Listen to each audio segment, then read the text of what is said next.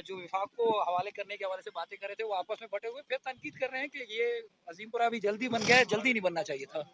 उनका गिला जो है ना वो ये है कि काम ना हो। मैं समझता हूँ कि एक मखसूस तबका है शहर के अंदर जो नहीं चाहता कि शहर के अंदर तरक्की हो, शहर के अंदर लोगों के अंदर उम्मीद बने कि हाँ काम हो सकता है। वो अपनी ज़ात में इतनी बड़ी अंजुमन है कि वो कहते हैं अगर मसला हल हो तो बस हमारे ज़रिए हल हो, किसी और के ज़रिए ना हल हो। मैं समझता हूँ कि शहर के लोग काम डिज़र्व करते हैं, काम मांगते हैं और हम सबकी जिम्मेदारी है कि वो काम करें।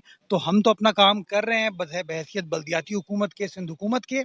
वफाकी हुकूमत को भी हमारा साथ देना चाहिए, बिकॉज जब मैं यहाँ पर आता हूँ मुझे लोग ये कहते हैं हमारे लिए सबसे बड़ी परेशानी है बिजली की लोड शेडिंग। अभी भी आप देखें कि इतनी बड़ी तादाद जो यहाँ खड़ी है वो इसलिए खड़ी है, वो कहते हैं यार हमारे घर पे बिजली जो है दिन में 8-8 10-10 घंटे की लोड शेडिंग है। रात को जब मैं यहाँ पर आया था तो लोगों ने सबसे बड़ी कंप्लेन मुझे यही की कि सर ये आप कन्वे करें कि लोड शेडिंग खत्म हो जाए।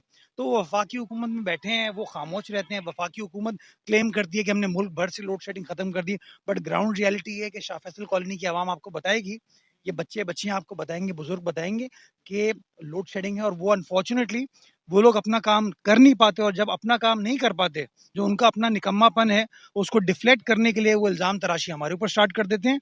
ये शहर, ये सूबा, ये मुल्क मुत्तहद था, मुत्तहद है और इंशाल्लाह मुत्तहद रहेगा।